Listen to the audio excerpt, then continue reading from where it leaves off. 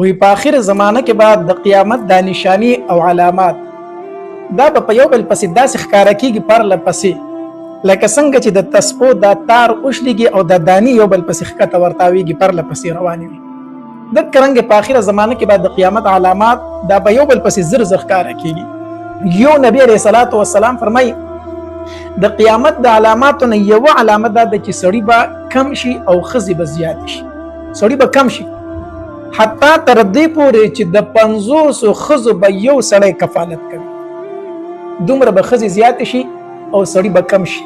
نن سبا د هر سړی په خپل کور کې وګوري چې د سړو تعداد څومره دی او د ښځو تعداد څومره دی. دویم نبی علیہ الصلوۃ والسلام فرمایي د قیامت د نشانو نه یو نشانی دا ده چې قرآن به د موسیقۍ د غانو په شکل باندې ویل کېږي. قاریان به قرآن وایي او طرز به د غانو خپلوي. نو قرآن د غانو د ټاپو په شکل سره ویل دا ناروا دي او دا د قیامت د علاماتو نه یو علامه ده. بل نبی علیہ الصلوۃ والسلام فرمایي وی د مال محبت په اخیره زمانه کې دومره زیات شي چې ښځه بعد د سړي سره په کاروبار کې شرکت کوي. سړی بم کاروبار کوي نو ښځه بم کاروبار کوي. سړی بم نوکرۍ لوزي نو ښځه هم نوکرۍ لوزي.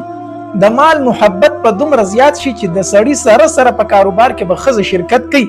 ښځه به ځان له ګټه کوي او سړی به ځان له ګټه کوي. دومره به د مال محبت سوا شي. دا په هغه زمانه کې نبی علیہ الصلوۃ والسلام فرمایلی او هغه نشانی نن ټک په ټک باندې رښتیا کیږي. دا رنګ نبی علیہ الصلوۃ والسلام فرمایلی د قیامت د علامات نه یو علامه دا ده چې هر سړی په دې کوشش کوي چې زه د بل نه مضبوط شم. بس د ځان په مضبوطیا کې به هر سړی لګیای. بل علامت د نبی علیہ الصلوۃ والسلام د قیامت په علاماتو کې دا ذکر کړی چې د ژوند نه بعد د زندګۍ نه به سکون ختم شي. مال شته، جایداد شته، ګاډی شته دی خو سکون پکې نشته دی. د زندګۍ نه به سکون ختم شي.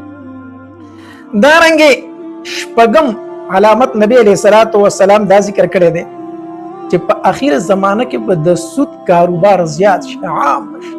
هر سړی به سود کوي، سود به ډیر زیات شي. هر کار به د سود وي، هر کار به د سود وي. نن سبا چې سوچ وکړي کنه خپل علاقه کې سوچ وکړه، خپل نظام نه غیر چاپیره لږ فکر وکړه چې سود څومره عام شوی دی. بل نبی علیہ الصلوۃ والسلام فرمایي هر نوې نسل به د تیر نسل نه بدتر وي. هر نوې نسل چې رارسي به د تیر شوي نسل نه بدتر وي. سوچ وکړئ مخکې خلک څنګه اوس څنګه دی، را روان به څنګه. هر نوې نسل د تیر نسل نه به بدتر وي. دا رنګ نبی علیہ الصلوۃ والسلام د قیامت د علاماتو نه یو علامت دا ذکر کړی دی چې زنا به عام شي. زنا به عام شي. زنا ته به سره سود ګناه نه وایي. اسباب د زنا به زیات شي. تاسو وګورئ کنه زنا څومره عامه شوې ده. الله دې فنا راکړي. تاسو موبایل کولو کوي خلک کل عام لګیا دی او دا وایي زه په دومره پیسو زنا کوم. نعوذ بالله نعوذ بالله. الله دې فنا راکړي. په دومره پیسو زنا کوم، دومره پیسې راکړي زنا کوم. الله دې فنا راکړي. نبی علیہ الصلوۃ والسلام فرمایلی زنا به ډیره زیاته شي. زنا به ډیره زیاته شي اخیره زمانه کې. بل علامت نبی علیہ الصلوۃ والسلام د قیامت دا ذکر کړو خلک په مالدار شي خو کنجوس بشي. مالداران خلک به کنجوسان وي په اخیره زمانه کې. بل علامت نبی علیہ الصلوۃ والسلام د قیامت دا ذکر کړی دی چې امانت کې به خیانت شروع شي. دا عام دی په وړه سطح هم په غټه سطح هم. نن سبا ته چا سره یو شی امانت کې د سبا درته واپس کوي چې په کوم حالت کې درته واپس کوي. یا نن سبا ته چا امانت پیسې ورکړه سبا ته یې زما غ پیسې مال راکړه یره خو ما لګولې دي. چا سره چې امانت کې دی هغه تاسو حسابي لکه مال غنیمت یا په غټه سطح باندې د حکومت په توګه باندې دا خلک د پیسې څنګه یو بل ته معاف کوي، یو بل ته ورکړي ته چې د ذاتی مال حالانکه دا د عوامو امانت دی. وی پلان کې ته حکومت دومره پیسې او دومره قرضه معاف کړه، دا د حکومت ته څنګه معاف کړه؟ خو د خلکو پیسې دي. نو نبی علیہ الصلوۃ والسلام فرمایلی وی په اخره زمانه کې په امانت کې به خیانت شروع شي. بل علامت نبی علیہ الصلوۃ والسلام د قیامت دا ذکر کړی دی وی علم به اوچت شي. علم به اوچت شي. علم نه مراد د قرآن او د حدیث علم مراد دی. تاسو په خپل فکر وکړئ نن سبا په کور کې انګریزي تعلیم څوره کسان کوي، د قرآن او د حدیث علم څو کسان کوي. د علم اهمیت څه دی؟